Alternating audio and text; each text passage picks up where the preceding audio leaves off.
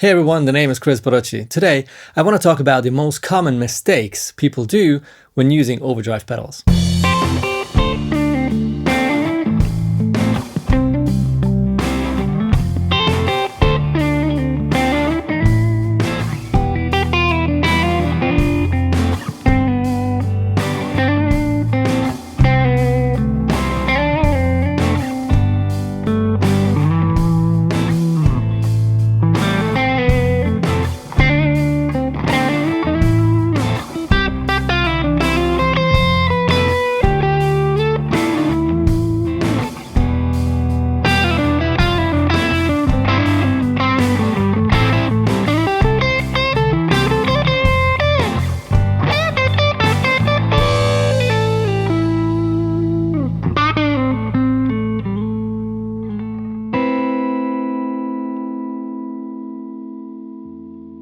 If you enjoyed this video, make sure to hit thumbs up. That would help me a lot. Also, you can subscribe to the channel and ring the notification bell so that you don't miss future episodes coming up. And also check out the description box under the video. You'll find all kinds of infos, timestamps, gear links, my signal chain, etc. All right, let's start with the first mistake. Don't max out the gain on overdrive pedals or distortion pedals. In most cases, they will just become muddy and uncontrolled, overloaded, just not really natural sounding. So what I always do is go back with the gain until I find the nicest tone, which is in most cases not going to be enough high gain if I want to play like something like a solo with tons of sustain, or like a really heavy hard rock metal or whatever riff stuff like rhythm playing. And in that case, I just put a tube screamer in front of it or a Klone style pedal in front of it.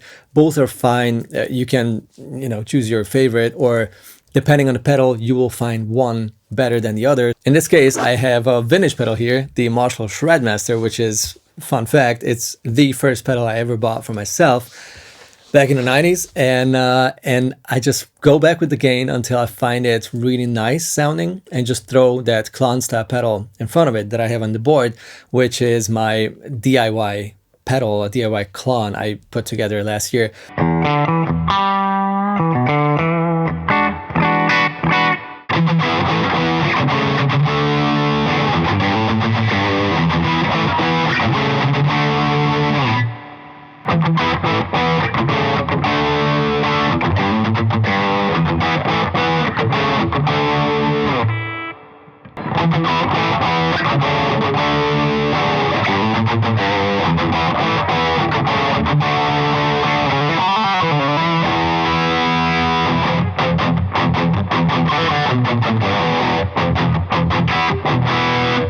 And here's another example using the same Klone pedal, but this time the brand new Soldano SLO overdrive pedal, which is, again, it has tons of gain. And if you want the sustain, just crank the gain. But if you want a tighter, more controlled tone, just stick around 12 o'clock with the on the gain knob, maybe even lower than 12 o'clock, and just put a Klone or a TS style pedal in front of it. And you have everything. You have the sustain and you have still that tightness.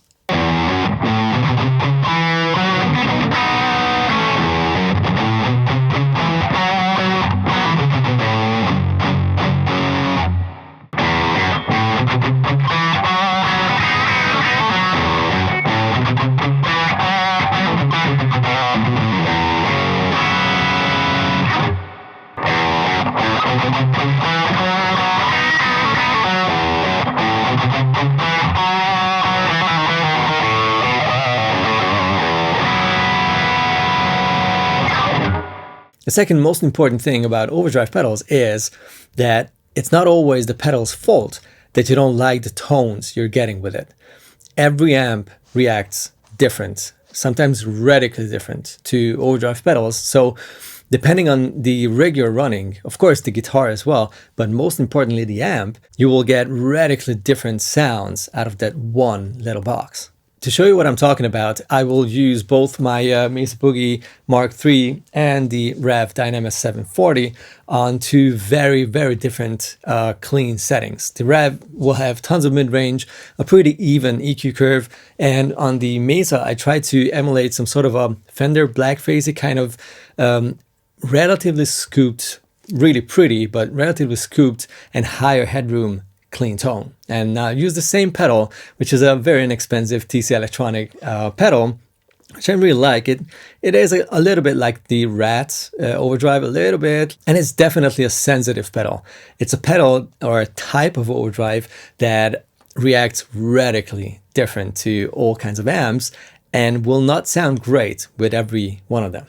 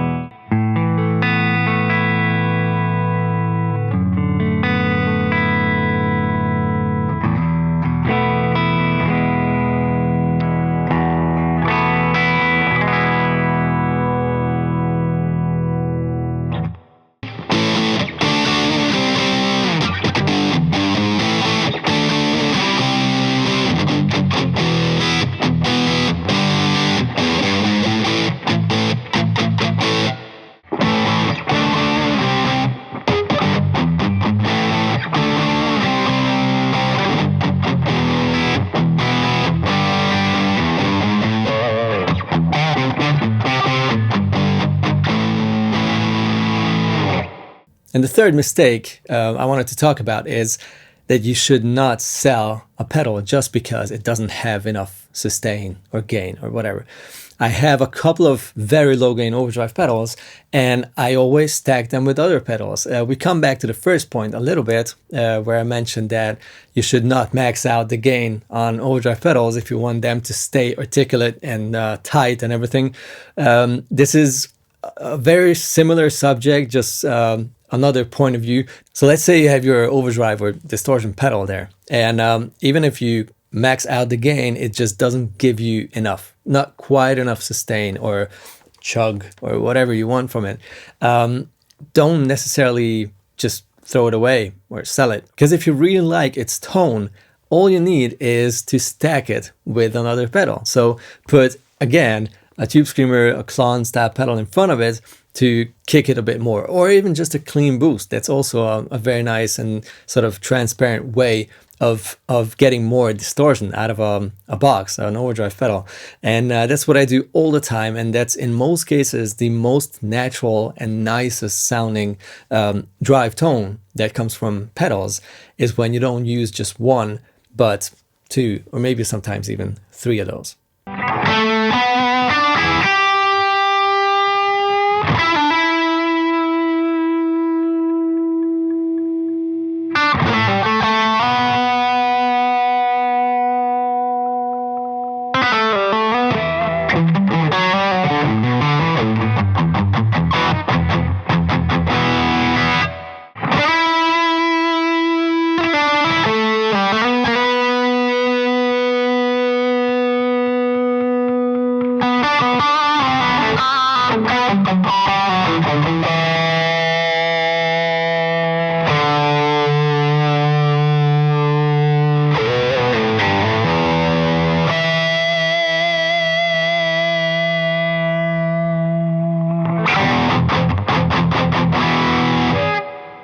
And my thoughts on using amps and pedals and which amp will work best. It's hard to tell before you try it. Like, you need to test it to know exactly, because obviously all these Fender Blackface amps, which have a pretty scooped sound, will prefer certain types of pedals. Like, they will love pedals that have a lot of mid-range, and will not really like pedals that are already relatively scooped and have a lot of fizzy top end, because if you pair a scoop pedal with a scooped amp, amps that work best with all kinds of pedals are amps that have a nice and even sounding clean channel. You don't need a ton of headroom. Like, it doesn't need to be a 150 watt amp to give you a sparkling clean tone. If it starts to break up with like a bridge humbucker, that's already enough clean. And in most cases, it even helps you with those harmonics and everything. Makes that kind of clean sound, makes overdrive pedals sound more natural, which is awesome. So that's what I love about the Rev. That's why I stick to that amp all the time, because it has enough low end, enough mid-range, enough sparkle, and enough headroom, but not too much headroom. So that's the easiest type of amp to to use pedals with. Let me know in the comments below if you had any issues like this, like you fell in love with an overdrive pedal, you've seen videos of it or whatever, and then got it and you just could not like it at all because it didn't work with your rig. I really want to know which amps you guys are really happy with when it comes to overdrive pedals, like using it with overdrive pedals, and which are amps that are kind of tricky. I think this could be a very, very useful comment section for those people who are just kind of getting into this whole pedal drive thing and trying to figure out how it even works and what kind of rig they should get as a core that then will work with most or all overdrive pedals. You guys take it easy. Meet you down there in the comment section below and see you next week in a new video. I'll be back. Bye bye.